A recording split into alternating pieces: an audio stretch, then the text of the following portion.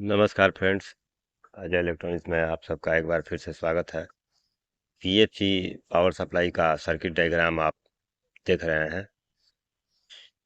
इसमें जो सबसे ज़्यादा इम्पोर्टेंट है वो 3 सेक्शन के बारे में हमें जानकारी चाहिए। ये वाली जो सेक्शन है ईएमआई सेक्शन, ये नॉर्मल पावर सप्लाई से मिलती जुलती है, तो इसमें कोई फंसता नहीं है रिपेयरिंग करने में। रेक्टिफायर तक सब जानते हैं, लेकिन इसके बाद का जो सेक्शन है वो देखिए, यहाँ ऑक्सीलेटर सेक्शन है जो,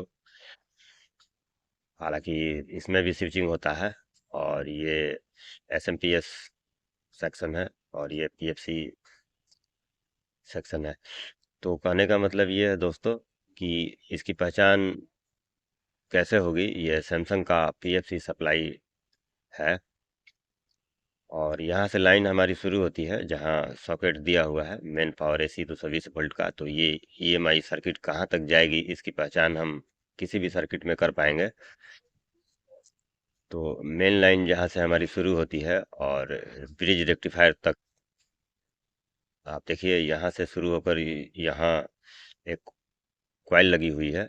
तो कॉइल के पहले ब्रिज रेक्टिफायर तक हमारा ईएमआई सर्किट है।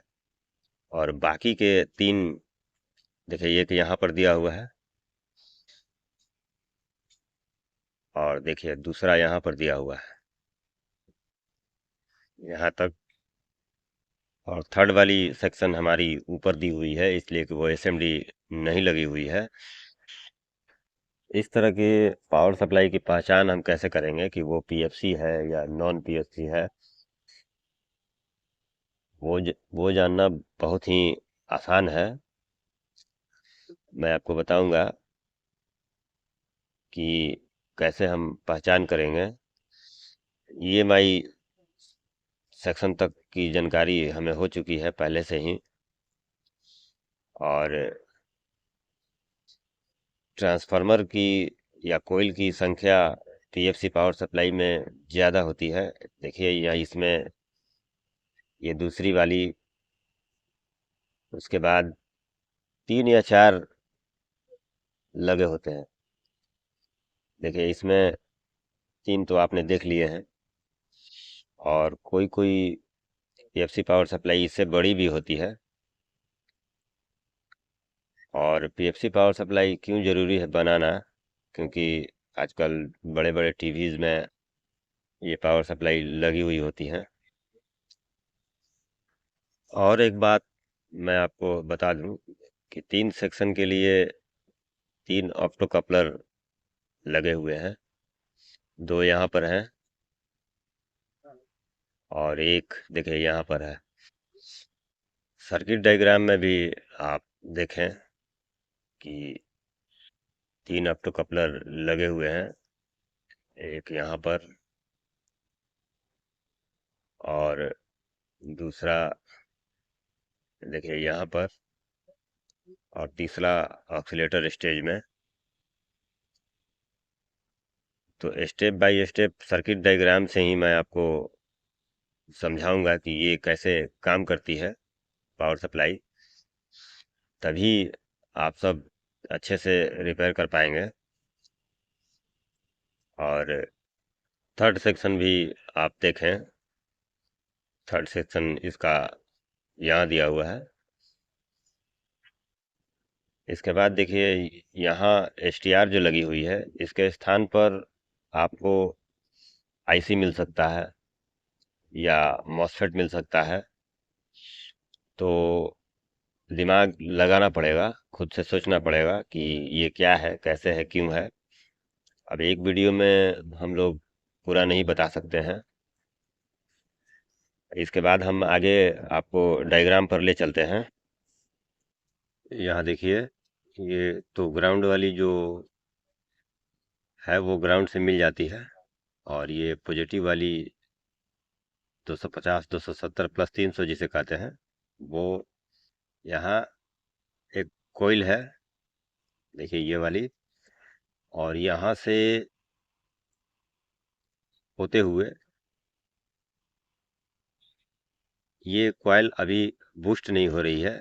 जब इसको सप्लाई मिलती है तो यहाँ एक स्विचिंग प्रक्रिया होती है जिसके बारे में मैंने आगे बताया हुआ है। देखिए ये आईसी स्विचिंग करती है और ये कॉइल बूस्ट होती है, लेकिन अभी बूस्ट नहीं हो रही है। अभी सप्लाई मिलने के बाद ये एक डायोड से होते हुए कैपेसिटर, मेन फिल्टर कैपेसिटर को जाती है, जहाँ 250 300 वोल्ट हमें मिलता है।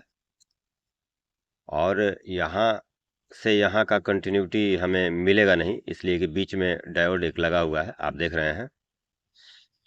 तो यह भी एक पहचान है दोस्तों कि ये पीएफसी सप्लाई है, क्योंकि ब्रिज रेक्टिफायर के प्लस और कैपेसिटर के प्लस का कंटिन्यूटी नहीं मिलता है। और ये यहाँ देखिए दूसरी वाली जो डायोड लगी हुई है इसी सप्लाई से, वो स्विचिंग आईसी से जुड़ी हुई है।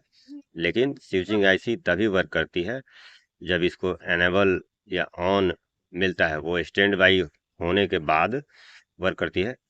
और यहाँ से उसको एनेबल का, ऑन होने का सप्लाई मिलता है, जो कि 12 15 या 20 वोल्ट तक का होता है। उसको मैं आगे आपको समझाऊंगा। जैसे ही ये वोल्टेज मिलेगा, यहाँ कैपेसिटर के पास 400 वोल्ट हो जाता है। और वो कब होगा? जब यहाँ से ऑन सिग्नल मिलेगा और ये ट्रांजिस्टर सीधा सीधा एसएमपीएस स्टेज से जुड़ा हुआ है। इसका सप्लाई एसएमपीएस स्टेज ही देता है और ट्रांजिस्टर इसको रोक कर रखता है। जब तक ऑन सिग्नल नहीं मिलेगा ये ट्रांजिस्टर एक्टिव नहीं होगा और ऑन सिग्नल, ऑन सप्लाई नहीं देगा।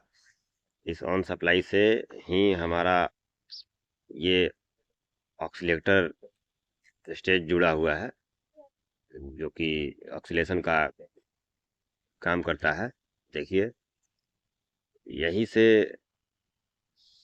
वीसीसी सप्लाई, देखिए यहाँ से वही सप्लाई हमें मिल रही है जो हमें पीएफसी सर्किट को सप्लाई मिलता था, यहाँ आईसी से होते हुए। और ये जो सेक्शन है वो आउटपुट स्टेज का सेक्शन है। यहाँ से हमें अलग अलग सप्लाइयाँ मिलती हैं। और यहाँ एक मॉसफेट और ये स्विचिंग आईसी लगी हुई है, जो कि ऑन होने का, स्विचिंग होने का काम करती है, जिससे ये मॉसफेट वर्क करता है और हमें सप्लाई मिलती है। तो सबसे प्रमुख चीज़ क्या है दोस्तों? यहाँ लगा हुआ ट्रांजिस्टर ये दो सेक्शन को ऑन करने का काम करता है।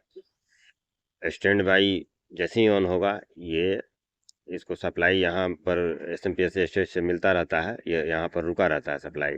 जैसे ही स्टैंड बाई ऑन होगा, ये ट्रांजिस्टर वर्क करने लगेगा और दोनों स्टेज ऑन हो जाएगा।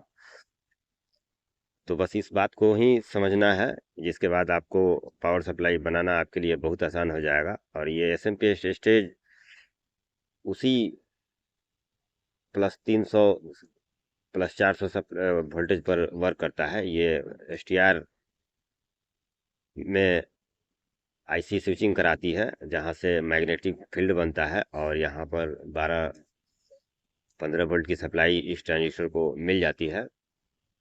और जैसे ही ऑन होता है, स्टैंड बाई हम ऑन करते हैं, ये ट्रांजिस्टर सप्लाई यहाँ पर रुका रहता है और ऑन करने के बाद ये ट्रांजिस्टर वर्क करने लगता है, जिससे हमारे दोनों सेक्शन काम करते हैं प्रॉपर तरीके से। तो चेक करने में मुझे नहीं लगता है कि आपको कोई परेशानी अब इसके बाद होगी। अब जैसे ही यहाँ ऑन होगी ट्रांजिस्टर, तो 400 वोल्ट का सप्लाई ये कॉइल बूस्ट करने के बाद यहाँ पर मिलता है। तो 400 वोल्ट आप यहाँ पर सबसे पहले जांच करें कि यहाँ पर 400 वोल्ट हमें मिल रहा है। अगर ये 400 वोल्ट मिल रहा है तो हमारे सेक्शन वर्क कर रहे हैं। और यहाँ पर देखिए, यहाँ से हमें मदरबोर्ड को 5 वोल्ट सप्लाई मिलती है। और जैसे ही 5 वोल्ट सप्लाई मिलेगी, रेड इंडिकेटर ऑन हो जाएगा। उसके बाद हम स्टैंड बाई ऑन करेंगे, तो यहाँ से ये ऑप्टो कपलर ऑन होने का सिग्नल देगी, जिससे ये ट्रांजिस्टर ऑन हो जाती है। इस वीसीसी सप्लाई के बारे में आप लोग जान चुके हैं, मैंने आपको बता दिया है। और ये दोनों स्टेज, पीएफसी स्टेज और एक्सीलेशन स्टेज, यहाँ से वर्क करता है इस पर। अब आगे का मैं आपको फिर से यहाँ ले चलता हूँ। सबसे पहले मैंने बताया है कि आप यहाँ 400 वोल्ट जांच करें जैसे ही आपको किसी भी तरह का डाउट हो, आप यहाँ पर 400 वोल्ट की जांच करें। अगर यहाँ 400 वोल्ट आपको मिल जाता है तो आप समझ लें कि आपकी बूस्टिंग हो रही है, और कौन कौन से सेक्शन आपको आपके वर्क कर रहे हैं।